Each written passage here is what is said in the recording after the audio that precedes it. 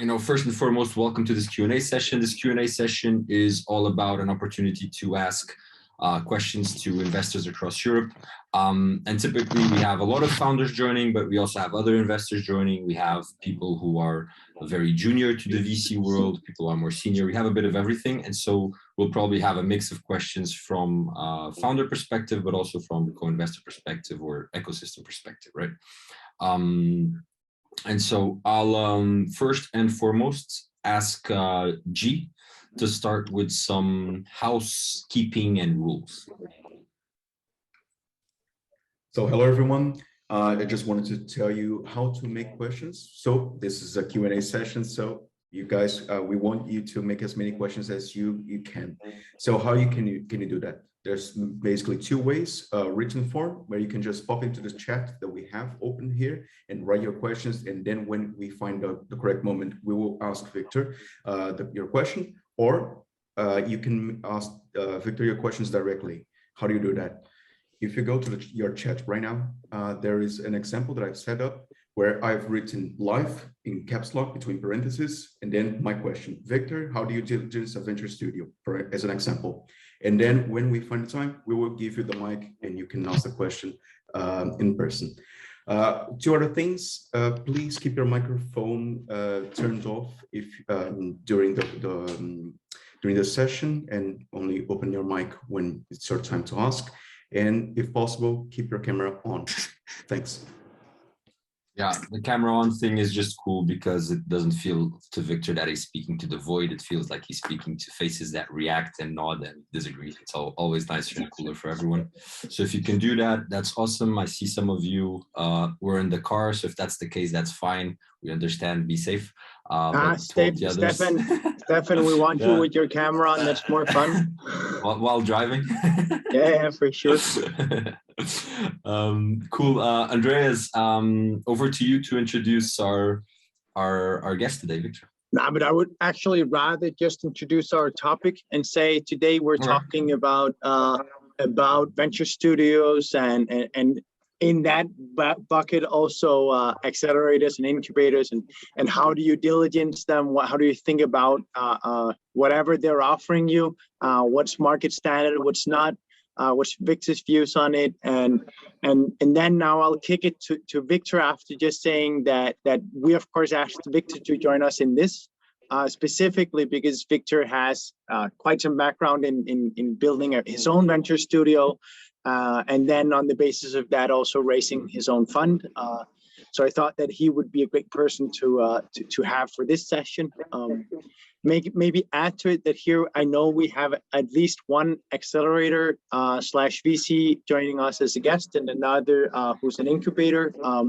So everyone here, do join in this conversation. If you think that Viktor is wrong when he says something, then contest it. Because there are many perspectives on all of this, and I'm sure I won't agree with Viktor on everything that he says. So I'll also try and be a bit against the stream here. But Viktor, let's hear who you are. Thank you, Andreas. Yeah, just real short. My name is Viktor Gällström, and based in Stockholm. I have a background as a founder myself, and then was part of starting Ventures, VNTRS, which is a venture studio in the Nordics and the Baltics 5-6 years ago. So we've done some 25 very early stage sweat equity investments in the Nordics primarily. And then last year, actually, last summer, we started an investment company, an evergreen investment vehicle called VEQ, VEQ. That do pre-seed and seed tickets in early stage technology software companies, basically. So that's what I do. And also World of Warcraft player. Yeah.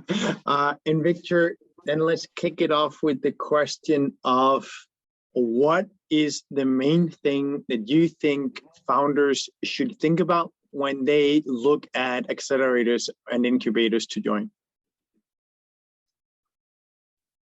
I mean, the main thing is of course always to consider if the value that you would that you hope to get out of joining an incubator or bringing on a sort of sweat equity investor partner is sufficient and adequate to the equity you're giving up. So Diligence, the people behind this venture studio, and ask yourself, do I want to partner up with these people long term, because that's what you do, and is sort of the price I'm paying for it, is it worth it, basically.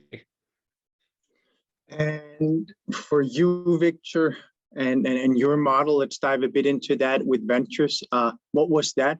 Just for everyone to hear what you decided as a frame of reference, and then we can talk a bit about other practices afterwards. Yeah. So our venture studio ventures, we normally invest in the first or second round a company ever do. Our sweet spot is kind of not from scratch, but more maybe when a company has done a beta product, or a sort of a very sketchy first draft of a product that they've started to test a bit with the market and it works. Maybe it's just a WordPress site where they have managed to reconstruct the actual mechanics they want on the platform or in the product or something like that. But then we come in, we invest cash like any other investor in a share issue. So maybe we put in around, average ticket has been around 100,000 euro, maybe something like that. And then we have so normally the company in that stage maybe raises 300-400 euros or k euros or 5 maybe, and our model has been to invest cash along with all the others, but that then invoice that cash back like the week after the investment. So that's sort of a cash neutral approach for the company. And instead, when we invoice that back, the company gets a pool of 1,000 or 2,000 hours equivalent to the investment, equivalent to 50% of the investment, basically, I should say, because 50% still has to be paid with the company's money or from other investors, basically to cover our costs of the teams, the developers, etc., working in this. So we basically reinvest all our profit and all our upside in the projects, and that's how our sweat equity model works. That's interesting. I thought actually, just for us to, instead of me saying what other models are out there, I thought that it would be cool if Michael, if you would come on just to say how Rockstar works, because then we've got two models that are a bit different. I think that would be cool. Yeah, sure. Thanks, Andreas. I'm happy to share a little bit from our side. So Rockstar was initially an accelerator company, a standard accelerator 10 years ago, started in the Netherlands. But 3 or 4 years ago, we built the first VCs on top of the accelerator. So now we have domain-focused accelerator VCs. So one within agri-food, one within energy, and I'm raising a third fund now. So you could say it's not too dissimilar to what Viktor is saying in terms of the stage when we enter with a company, when we do the first investments. But we do only invest in companies that are relevant for the accelerator with a fairly small ticket up to, say, 200,000 euros, of which the company pays a little bit of that back to us, in fact, as payment for the accelerator work we do. And then that money altogether converts into equity at the next prize round when we're expected to also chip in. We can do follow-on investing up until potential Series B rounds.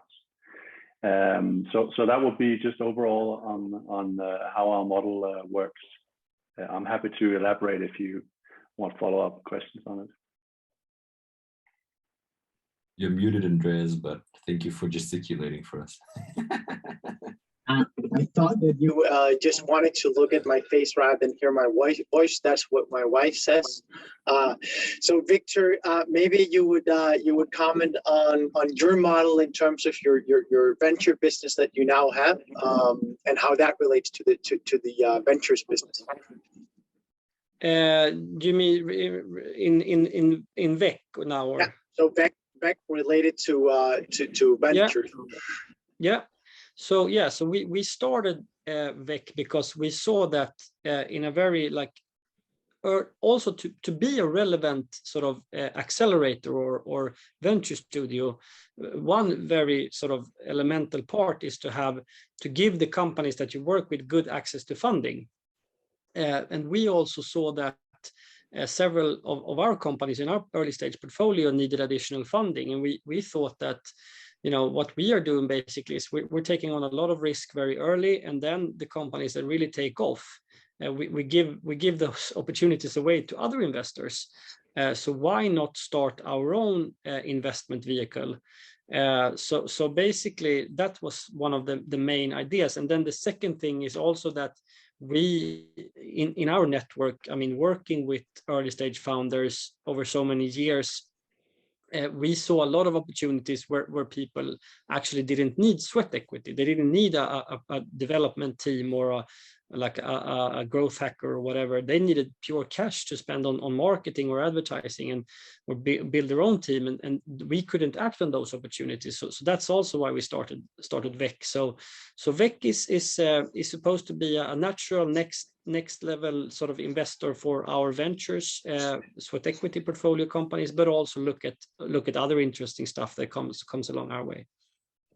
I wanna jump in and repurpose a question that was sent by Stefan, who's a founder, and he's asking what are the key indicators for good investments, basically the investment criteria to some extent. But I think what would be interesting, Viktor, is for you to expand on that, but from a ventures perspective and from a VEC perspective, because that's very insightful for founders to understand, what should they be going after and how can they play with those differences. Yeah.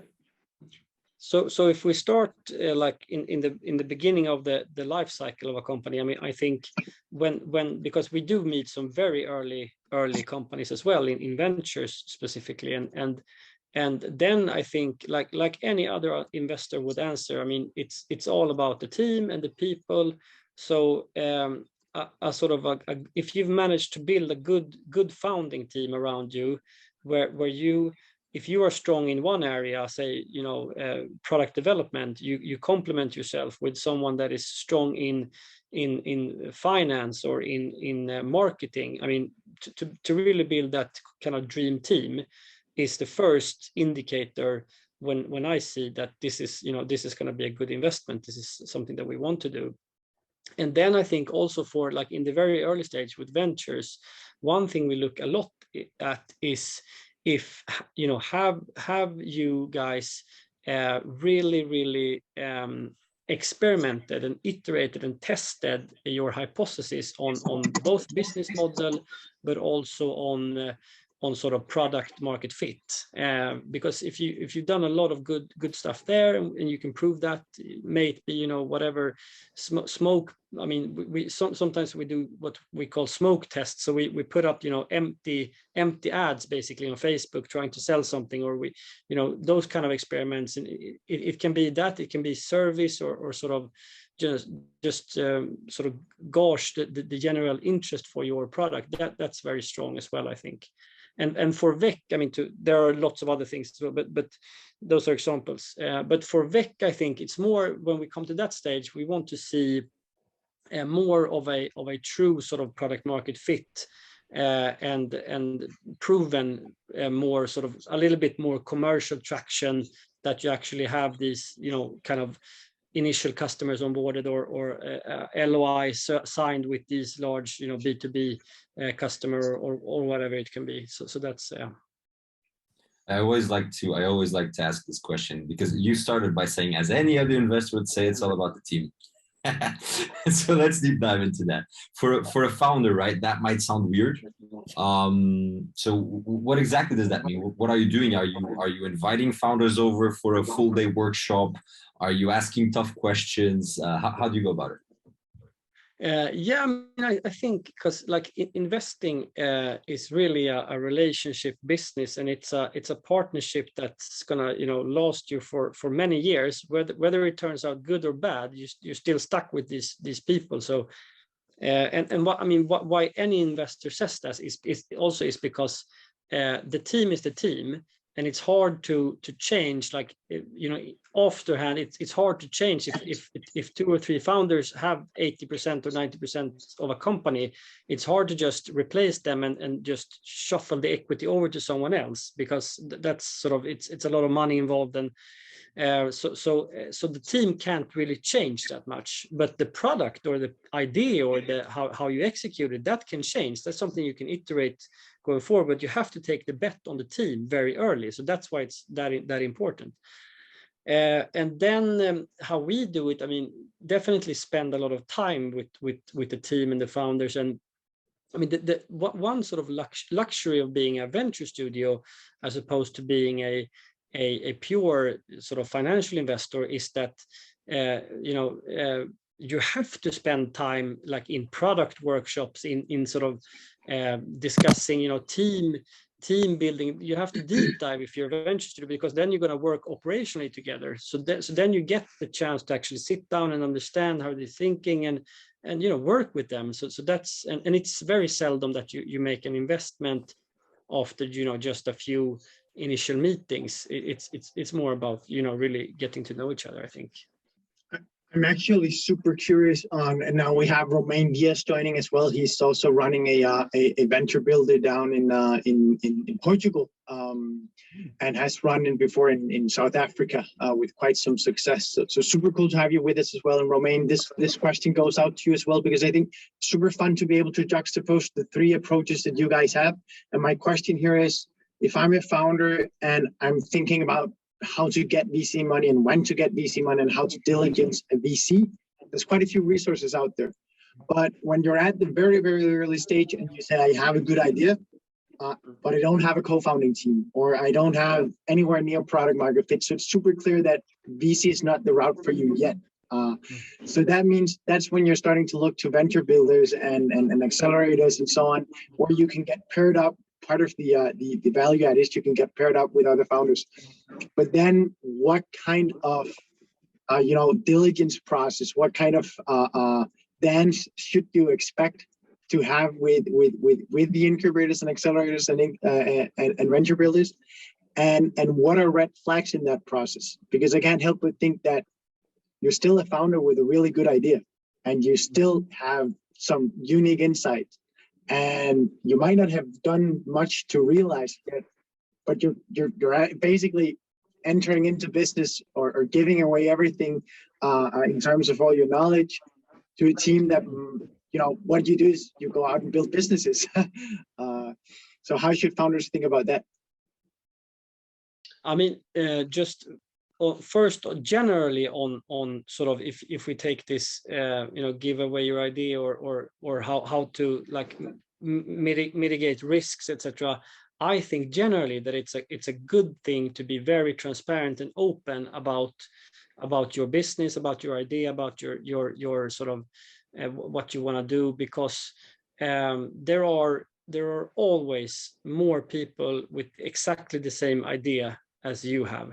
Definitely. I mean, you know, it's not only 2 or 3, but probably 100, you know, on at the same time in Europe and the US, or maybe, you know, all over the world. So that's not the sort of secret sauce here, but it's you and the execution, and it's always better to talk about it, because then you get good input and insights, and you don't do the same mistakes maybe that others have done, and you learn very much, and you might even, you know, come to scrap an idea you have just because you learned something when you talk, you know, it already exists or it didn't work or whatever. So generally, I say to founders, be very open. You will earn on that in the end game. And then, I mean, diligencing a venture studio or accelerator, I think, look at obviously the terms on like what kind of valuation do they invest in, how much do they want from your company. I advise founders not to give away, you know, any more than 10, maybe even, you know, 5% of the company that early, because you don't want to end up in a situation when you're gonna, you know, raise a Series A and you all of a sudden you've done a few rounds and diluted yourself down to, you know, a minority share in the operating team, because that's dangerous, because then all of a sudden, just because of a skewed cap table, a company can become non-fundable for VCs in later stages. So be quite careful about how much you give away, the terms for the sort of coming rounds, and of course diligence the value you get. Talk to other companies that have worked with this venture studio, that have been through this program, other founders, and just to sort of, yeah. Michael, you want to jump on that? Was it me? Sorry. Hello. Yeah, everyone. go ahead, Roman. Yeah, cool. Nice to see everyone, including a couple of familiar faces, and nice to meet you, Viktor, as well.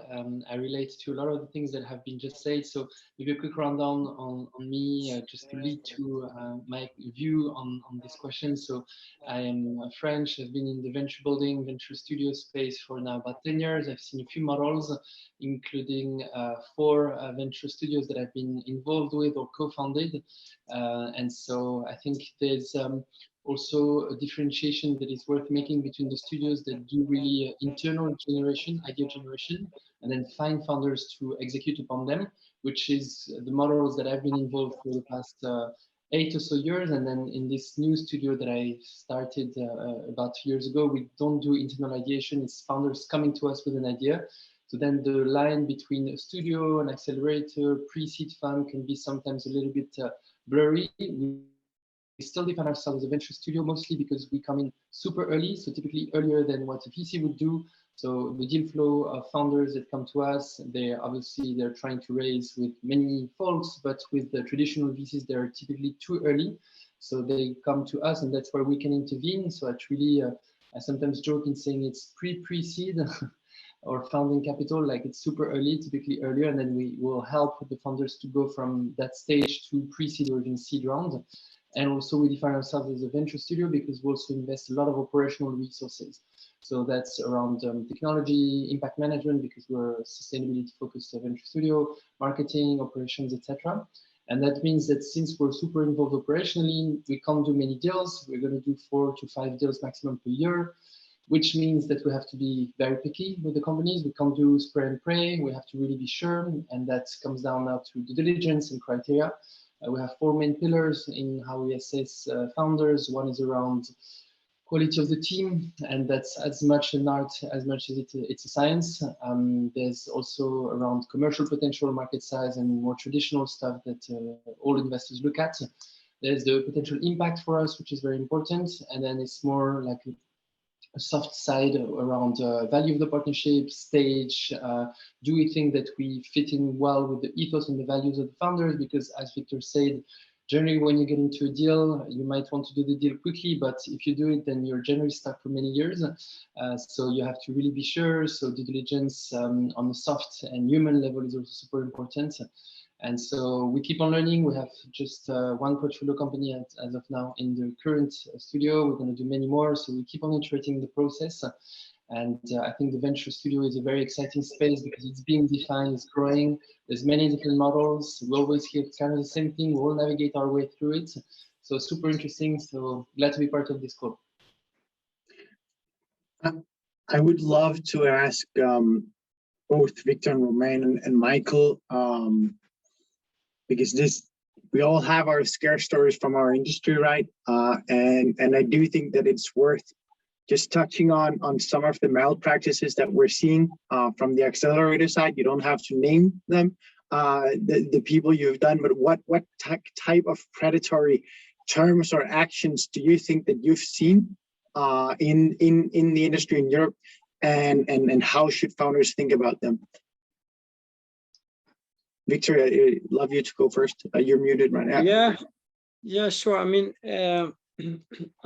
to repeat myself a bit, I think that the accelerators and venture studios that take a too large share of the company is a bit something that you should be careful about. Basically, okay, so that's one thing. And the other thing actually is when the valuation is not fair. So maybe you know what you get in terms of if it's, you know, output hours or build this product or build this feature or do this kind of marketing or whatever, has to be adequate to the sort of, with a fair valuation of your company, to what, you know, how much equity you're actually giving away. So there can, I mean, like we always invest together with other angels, you know, 99% of cases. So then you have a fair market valuation of the company, which is, you know, when we enter. So that's one of the pitfalls, I think. And then also one thing to look out for is if there are you know, some specific terms about what this accelerator is allowed to do in the next round. So for example, if they have, you know, vetoes, or if they have you know, rights to take the whole next round if they want, or, you know, things like that that can scare other investors away as well. So yeah, those are some of my sort of pitfalls, I think. Michael, you have your hand up. Yep. Thanks. Yeah, I think what Viktor is saying, I agree with. I would say that generally in today's market, it's basically not really possible to, on a sustained level, to screw founders over, because transparency of information is so high. Accessibility to doing due diligence on investors is also really great. Founders talk, you can easily access them. You can also check who are investors in different companies through various databases. So if you know, what goes around comes around. So I do think we're seeing much more transparent terms from various entities, at least if it's someone that's planning on surviving for more than a couple of years, or maybe just even more than a year. That being said, someone, of course, might try it out and strike an unreasonable deal, which is in no means founder friendly. So naturally, founders would have to be aware of that. And I think the levels that Viktor mentioned in terms of taking good care of your equity is always important. But I do think if you do your due diligence and just ask around with ask for references from your investor, who else have you engaged in, and do some background checks on your investors, you will be able to get a good feel for whether this is a bona fide investor or not. Yeah, just one note in terms of valuations on our side. When we do the initial investments, we do investment on the basis of a slightly modified SAFE, where there's a cap included. So we don't take the full valuation discussion at the point in time when we do the initial investment, and then we convert on the SAFE at a first price round, where we do take an option to participate in that round, but at market terms.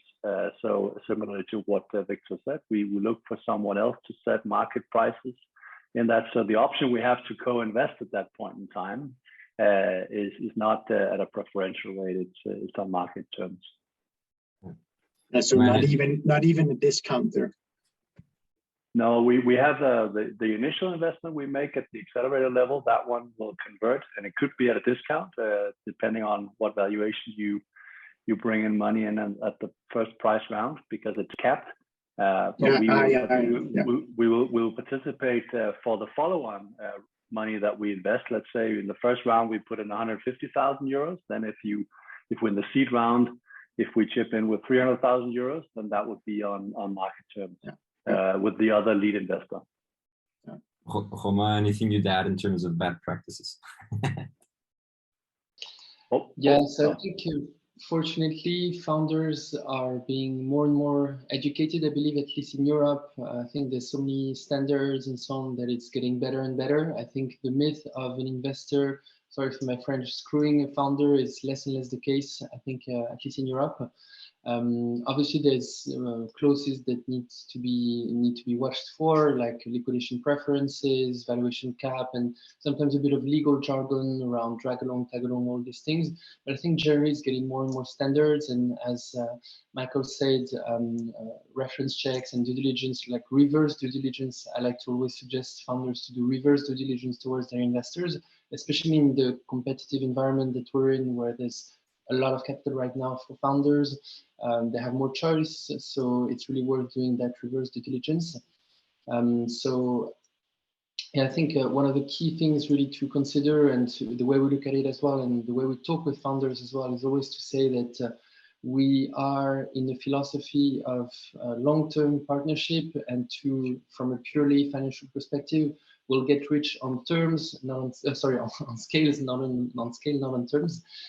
So just having fair terms where you have a valuation which is not too high, not too low. As I think at the end of the day, what really matters is whether the company succeeds, and if it succeeds, everyone succeeds in the end. So that's more important.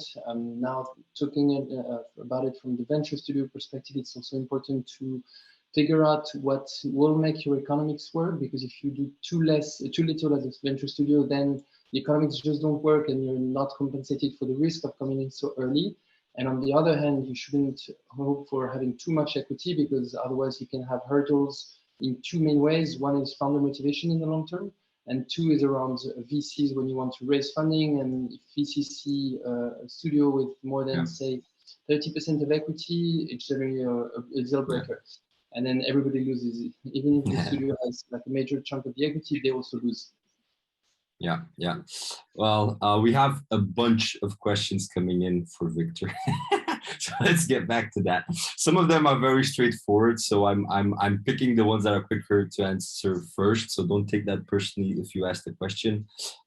Very straightforward question, Viktor. Does VEC invest in startups outside of the Nordics?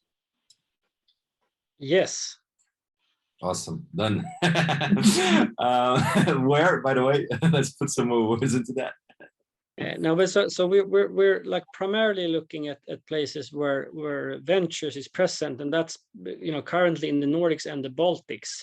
But with that said, Lunch.co that we've done together with Rockstar is actually a UK company, which have half of the team based in London and half of the team based in Sweden. So it can be Europe basically is our mandate. Yeah, awesome. Frederick. I don't know how to say your last name. I apologize. You want to ask your question live? Yeah, sure. I don't know if the first or second one, but I asked ask them both. Yeah, of course. As a founder myself with I would say a long-term business model, we're not going to make any revenues in the start because it's a two-sided platform where we need critical mass before we can start to charge. So what are some of the considerations that you as a VC have when assessing an early stage startup with a long-term business model? Good question. I mean, that's exactly the case I had in my first startup, which was an event management platform, basically Facebook events, but in its own app. And unfortunately, that one didn't fly. But I mean, you got revenue a bit too late. Yeah, I mean, it's always a challenge, and it's very hard with those kind of companies, I think, because to sort of weigh up for the loss of early revenue, which is I mean the strongest commercial proof point, obviously, and investments are almost mainly done for profit. Even though I think that it's starting to shift a lot towards impact as well, which I think is great. But mainly they're done for profit, and then revenue is the strongest sort of commercial early commercial proof point. So if you don't have that, you really have to weigh up with, I think, a lot of other positive data in terms of engagement in your product, in terms of how the users use it, and actually I would really try to get proof of the future business models that you're thinking about, like proof that these will be able to be implemented. If it's an ad revenue business, then really go to these advertisers that you're thinking of and say to them, like, if I have 100,000 users on this, would you be willing to advertise here, and what would you pay me? I mean, so you still try to get the proof points, but it's hard. We have another question by Joseph. Joseph Haddad. I don't know if you want to ask it live. If you do, I'll wait for 2 seconds. If not, I'll go ahead and I'll ask it myself. Nope. Okay.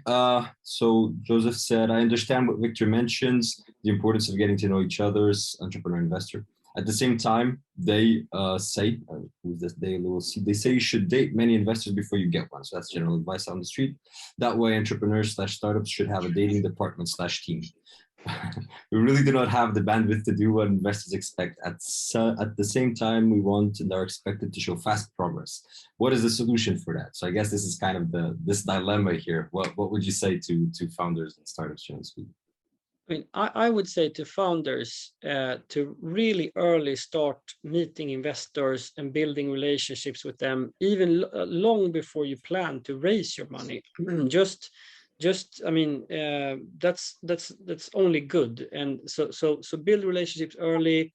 Try to pinpoint the meetings, the first meetings, and the relations that you think have a very sort of positive tone in them. And prioritize those relationships and select. If you have 100 investors, you email, 50 will answer, 20 will meet, and out of those 20 you have 5 that you felt you have really good connections with these. So spend more time with those 5, and where you feel it's a match. It's a different kind of personal, it's a match on sort of a personal level, but also on values or whatever it might be, and spend the time with those. That's what I would say. We also have quite many different people asking a similar question, so I'll pull it all into one, which is about valuations, mainly at the early stages. How do you look about it? And I'd love for you to maybe take your time to explain the vehicles you use even to invest in that fund. Yeah, and bring it as down to earth as possible, right? Because we've talked quite a few times here about safes and convertibles and then blah blah blah. Obviously, it goes above the heads of many. So be as clear in your terminology. Yeah. So valuations in early stages are always very tricky. My general advice to founders is to really try to learn and see what sort of the benchmarks on valuations in different stages are. And when I say different stages, how we measure it, we have sort of a table where we have valuation ranges, and then we have in different sort of verticals, sort of commercial, product, team, what have the companies accomplished to sort of end up in a certain valuation bucket, because you can't really use any of the financial, mathematical, discounted cash flow or even multiple valuations sometimes when it's really early.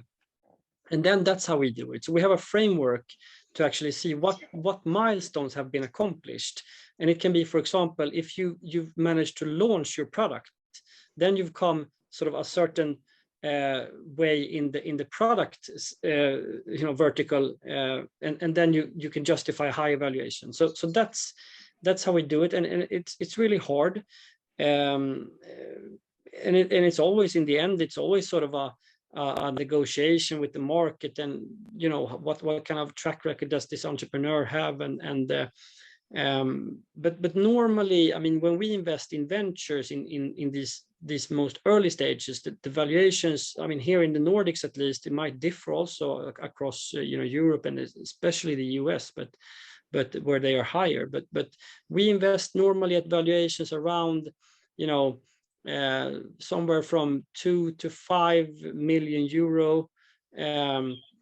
that's sort of the normal for I mean, you can't go much lower than 1.52 billion euro, because then you will get too diluted with any capital you bring on. So and I would also advise founders to not try to aim for the highest valuation early, because I met a company, for example, yesterday, which had taken in small amounts of capital very early at a very high valuation.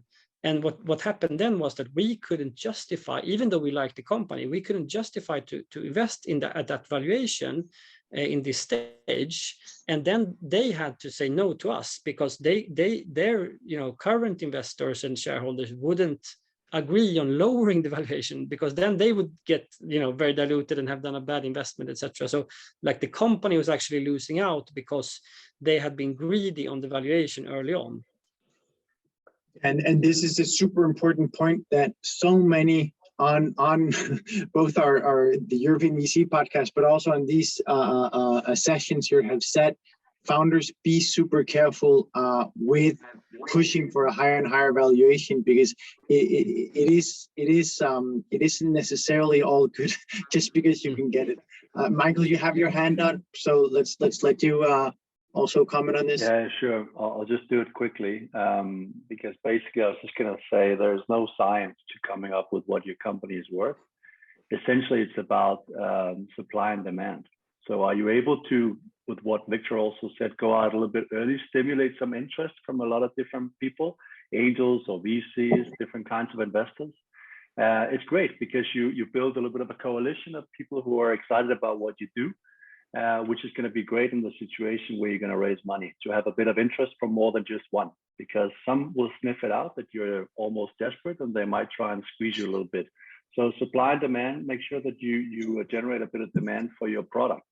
Then if you have also start very early to identify what are some of the key metrics that drives value up for your business, if it's building the product or generating some early signups, or I don't know what it is in terms of testing in the market we spoke about earlier.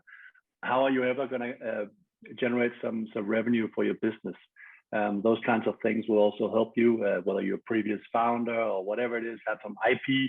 Then you can tweak a little bit that supply and demand curve a bit. But as Viktor also said, there's a minimum level to what your company is going to be worth.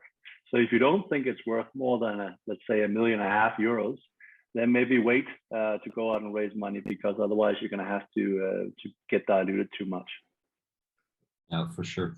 We're going to shift focus a bit now, Viktor, but this is a really interesting conversation, and it comes from Rui. Rui also has an interesting background in a venture studio. So Rui, go ahead, ask your question. Yeah, thank you. So we've been managing to run a venture builder for the last 8 years. We've been bootstrapping it, and with the revenues from the business we've been creating, and also with some early exits, we've been able to sustain it. But obviously, to scale, we need to bring LPs on board. So my question for the venture studios here is, what type of LPs have you managed to bring on board to your vision? And just before you answer, making sure everyone is up to speed here, LPs are the people that invest into venture builders or VC firms.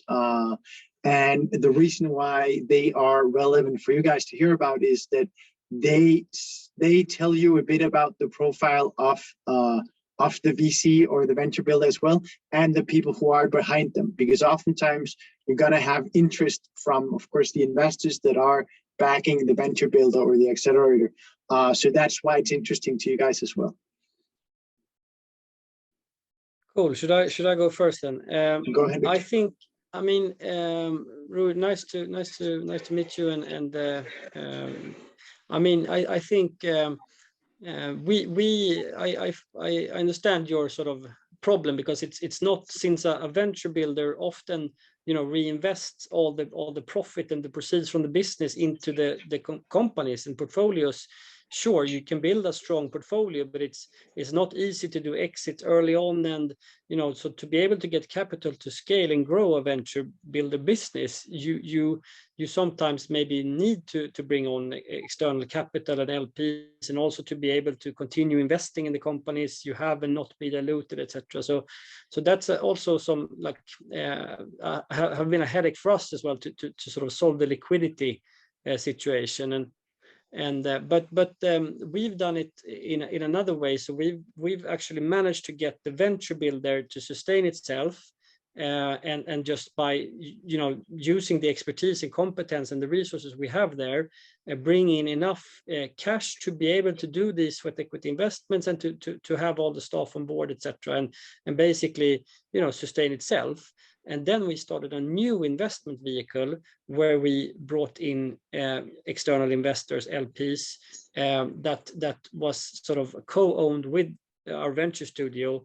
And we did it this way because it's also sometimes to bring on investors, you know, especially professional investors, LPs, into a venture builder business where they have to do a full due diligence on your whole portfolio of companies. It's hard to know for them what they get, and how should you value all of this, and also like just value the venture builder business. So we decided to give it like a fresh start in a new company that instead is close and collaborates very close with the venture builder studio. And we brought in a handful of successful tech entrepreneurs that had done exits, as well as another bigger investment company which do more growth investments, and for them it was a strategic reason to invest in us as well, to get, you know, indirect insight tickets in early stage sort of stages as well, basically. I think we should get Romein's perspective on this as well, because you're in this process right now.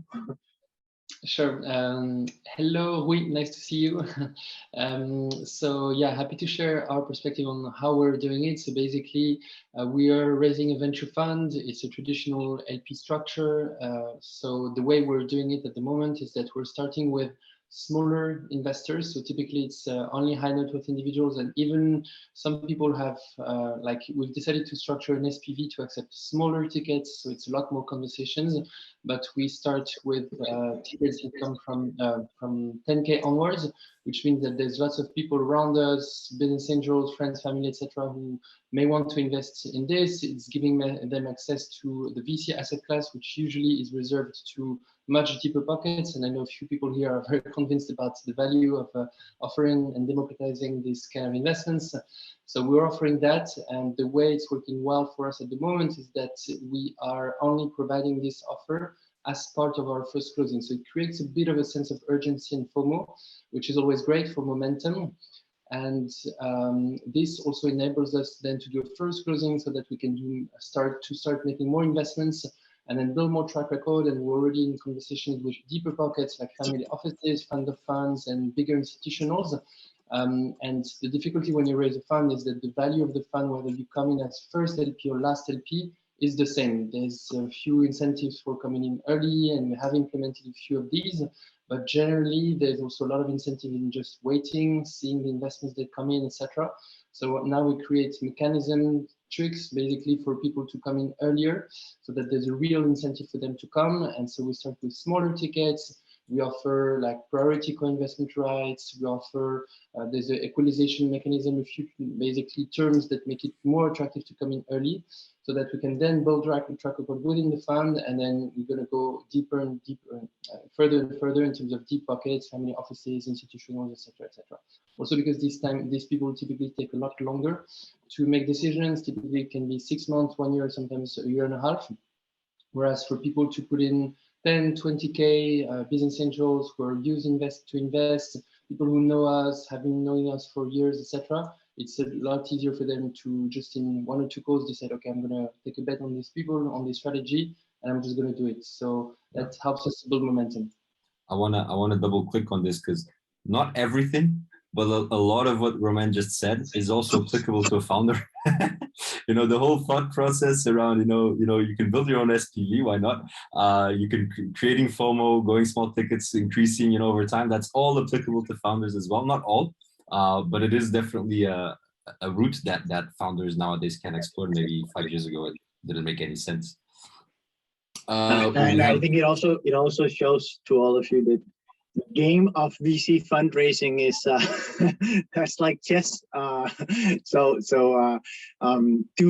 When you are thinking about your own fundraise, do find people in the VC space that you, for whatever reason, trust, and then try and pick their brains, because VCs are masters in this, both because it's one of the core value adds to founders, but also because it's such an awful experience for everyone to be raising for a VC fund.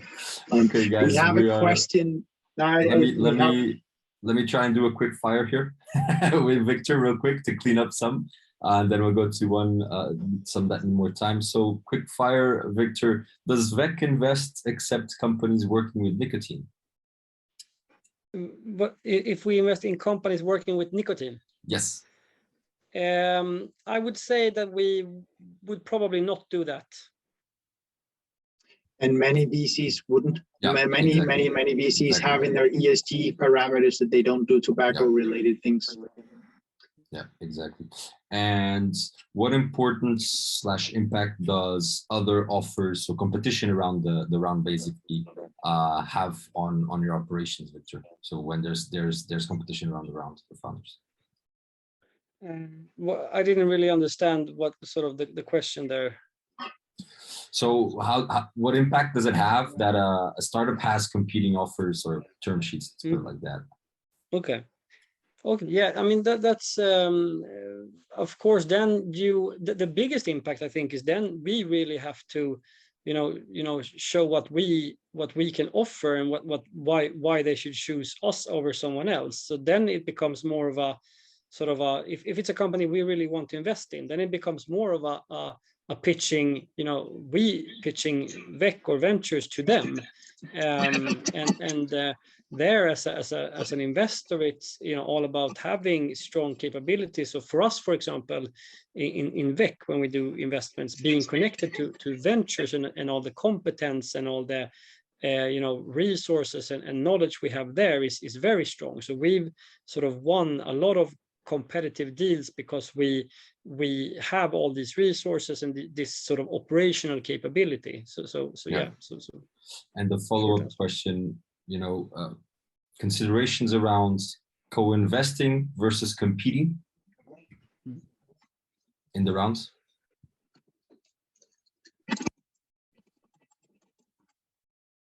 Can you hear us, Viktor? He's very intense.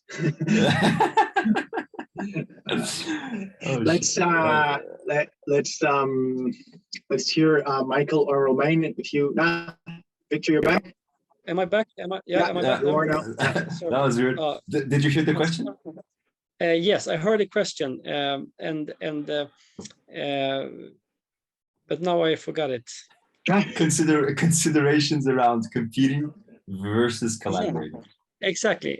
No, but what I said was that we have nothing against co-investing, because it's always good when more than one investor supports the company, because even investors have low points when they are not that productive, or when they are very busy, or when they don't have the competence to help. So just as a founder, my strongest advice is that you find a co-founder.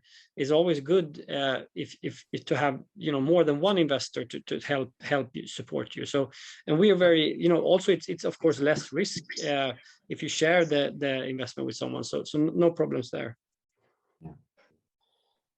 We have a question by Stefan Stam, a good friend of the European VC. Do you want to ask it live?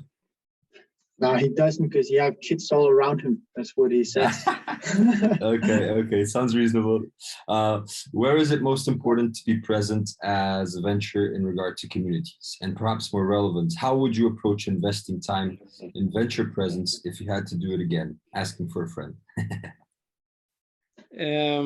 I mean, I think, like I said in the podcast I did with you guys, I mean, in our stage, I think it's very important to be where the entrepreneurs are, and be the first, you know, investor they meet when they look out from their garage.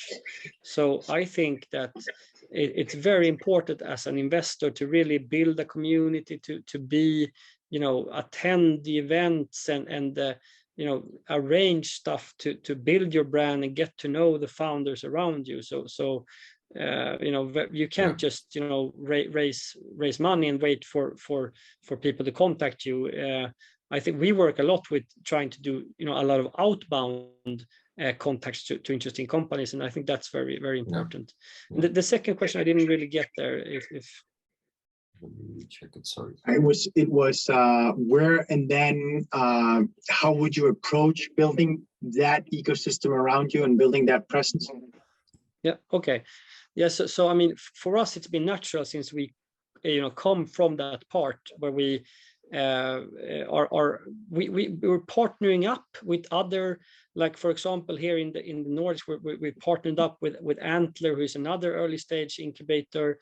We partner up with the sort of governmentally funded programs. We arrange events. We really try to be. We have a Slack channel where we invite, like you guys do, in you know, where we invite the community and all of those kind of things. I think is very important. Let's try in the final question from a founder around syndicating. What are the red lights? So when you're considering syndicating with another player, what are some of the red lights that you're wary of? I mean, of course, we think. I mean, it's very important that we all have the same terms.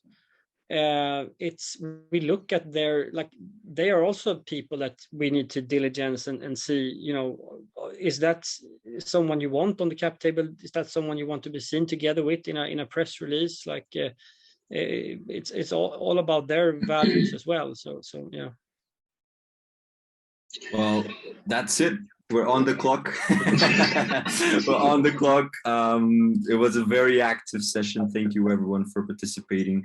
Andreas, do you want to add some final notes from our side? No, I think I'll say that I know that Viktor is, and also Romain and Michael actually are all three in our Slack community. So if you have questions, feel free to continue in there. If you feel like you would have wished something was answered, a lot of people in that community are, you know, I think we have 300 investors in there or so now. So in that sense, I think there's quite a few that would come with input if you ask prerogative questions that you can't find by Googling them. So for sure, go in there and spark a conversation. Viktor, thanks a million for joining us today. It was awesome. You've been a great friend of the European VC, and we hope to keep on doing stuff with you. Definitely. Thank you, guys. It was fun meeting everyone. Yeah, and everyone, Viktor plays a mage on the server Quickfire or whatever it's called. So if you see him again, and everyone, thanks a million. Take care. See you next time. It's going to be with Nico Goulet from Adara Ventures, and we're going to talk about VC value add instead of what we can see from venture builders. Great. Bye, everyone. Bye, everyone. Bye, everyone.